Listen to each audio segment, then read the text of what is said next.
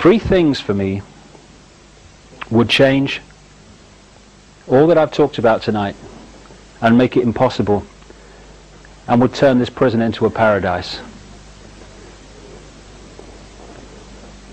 It doesn't take one new political ism, not one smoke-filled room, not one terrorist freedom-fighting organization, what a contradiction in terms, to change this world to a paradise. It just takes each of us to be who we really are and to express that uniqueness. It needs us to get a cough and step out of this nonsense. Those three things are to respect our own right to be unique and to express that uniqueness. Crucially, to respect everyone else's right to be unique and express their uniqueness. And thirdly, that no one ever seeks to impose what they believe on anyone else. At that point, we'd have a great explosion of human potential being unleashed from the prison of fear where it's spent so long. But because no one seeks to impose what they believe on anyone else, free will is not denied. Once we respect our own right to be unique, we cease to be a slave to imposed thought and behavior. Once we respect everyone else's right to be unique, we cease to be a police force of the hassle-free zone and all the other slaves. And if we don't seek to impose what we believe on everyone else, no one's free will is denied. And what a difference that would make. If you take the symbology again of the herd of sheep. Hundreds of sheep across that hillside. Farmer arrives in the pickup truck, gets out, stands there on the stick, wagging the eyelids. One or two or three of the sheep start to walk towards him. But now the sheep mentality is very different. The other sheep are not following the one in front. They're celebrating their uniqueness. They're following their heart. They're expressing who they really are. So they're saying, that's interesting, old Fred and Ethel's sheep going over to that bloke on the stick, that's interesting. Do you know they do that every day at the same time? Very strange. But me, no, my heart, this is right for me. I'm going over here. I'm told it's ever so good, you know. There's a lot to learn over there, a lot to experience. That's where I'm going. And the other sheep says, oh, that's good. I'll have a word with you later, see what went on. But I'm going there, and I'm going there. What on earth does the farmer do? Because now it is mayhem from his point of view. Because the bar mentality has disappeared. And all the other sheep are saying, you have every right to go over there. As long as you don't interfere with me, that's great. Same with you, same with you. So the farmer might, at that point, symbolic of this global clique, he might then fall back on Old Faithful. We'll frighten them to death. Get them flipping sheepdogs out. Row, row, row, row. And now, the same sheep that are expressing their uniqueness, because they're now in their own power, and they know that they are infinite in their power, because there are no ordinary men and women in the street, just extraordinary people. Because they're in their power, they realize that fear is their creation. And fear may be stimulated out there, but we choose whether to fear or not. Nobody else. It's just a choice. Everything's just a choice. So, it's, excuse me, go and have a bowl of water or some dog food or something, on your way, not interested, not going to be frightened into conforming to what you say I should be. All that's happened in that example is that the sheep have let go of fear. They have let go of fearing being what they are, unique, and the whole situation has changed. And if you bring that into the human experience, everything that I've talked about tonight becomes impossible once we express our uniqueness and stop condemning everybody else for expressing their uniqueness because it differs from what we think they should be doing. And for me, we are the front of the snowplow generations here. There is a global awakening going on that's changing the nature of people's perceptions of life. You know, when I look at people, I see them standing symbolically in an eggshell. Inside the eggshell is that very narrow area of our consciousness that we actually operate on in this three-dimensional world. And that very narrow area, first gear as I call it, is a doddle to manipulate by messages hitting us through the eyes and the ears constantly.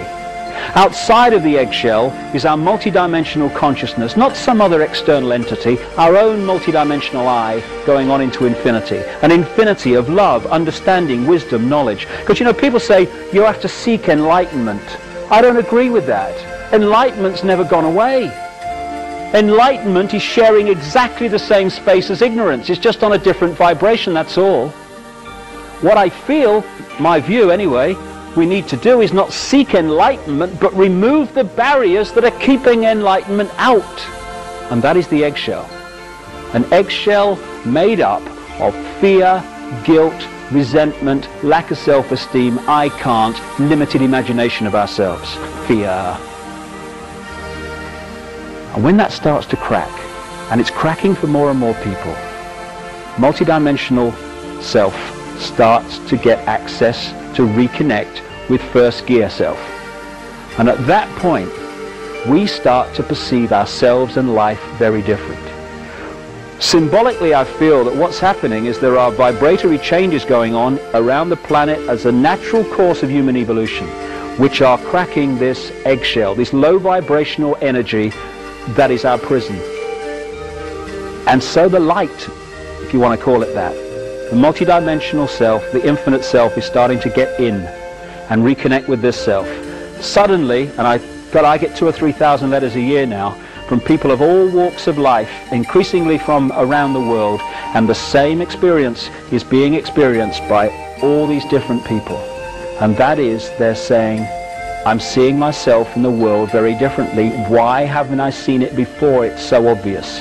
Because now the eggshell's cracking, and it's not first gear that's making the perception process in this world. It's multidimensional self. We're becoming whole again. We're becoming what we really are, but have forgotten we are.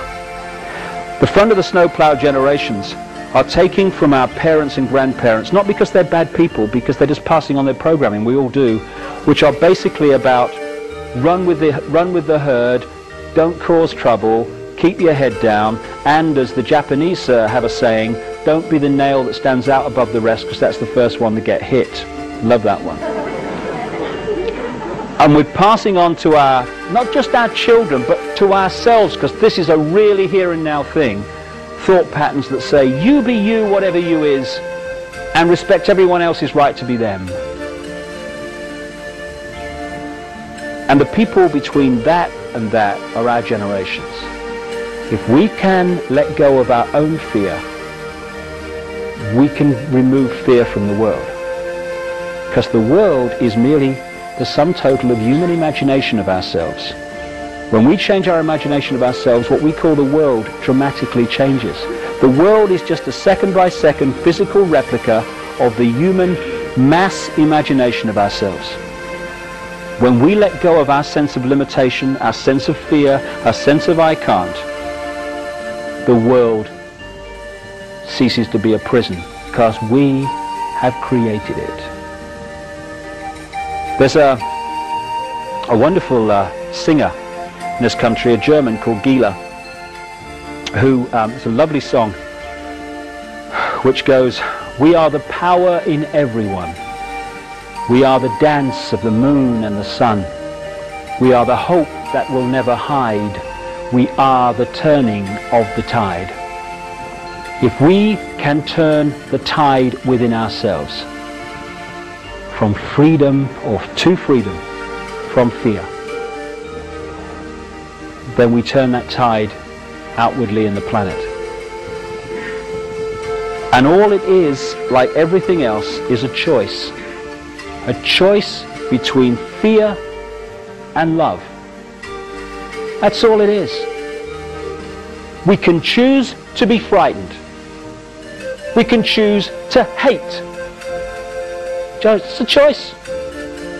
Or we can choose not to fear, and we can choose to love. Not love on the basis of I love you if I fancy you, darling, but I love you because you exist. I love you whatever. I love you without condition. And if we want to change the world, it has to start with self. Fear, anger, hatred, condemnation, dictating what other people should be, that's the world we got. That's the prison. But paradise is waiting. It's a thought, an attitude away. That's all it is, a choice away. Love. If we love each other and love the world, our lives are fundamentally changed and the world is fundamentally changed. And we are the generations, strange as it may seem when you survey the world today, we are the generations, I passionately believe, who are going to love the world into the paradise it really should be and was always designed to be. Changing the world is not something in the future anymore, or I hope it'll be better for the kids. It's here and now. We're going to see it happen. Another song, the chorus of which I'll finish with. Love can build a bridge between your heart and mine. Love can build a bridge. Don't you think it's time? More and more people across this planet are screaming yes to that question. And we are the generations who are going to love the world to a paradise. Thank you very much. Thank you. Thank you. Thank you. Thank you very much.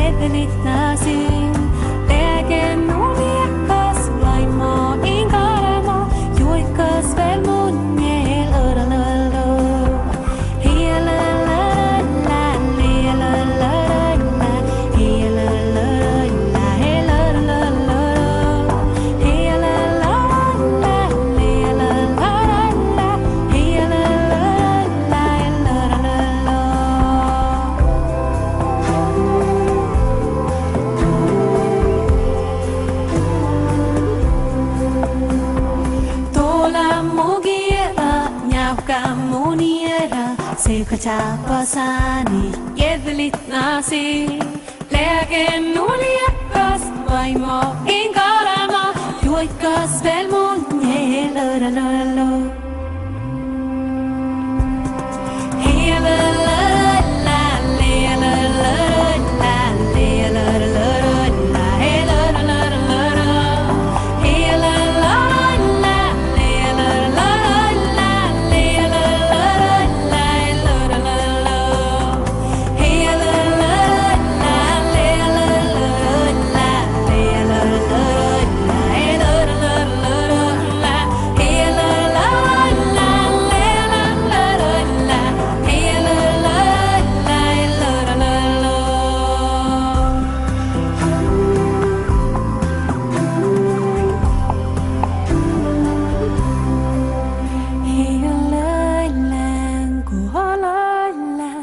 He got lam, he holla, he got lam, go holla, he got lam, he holla.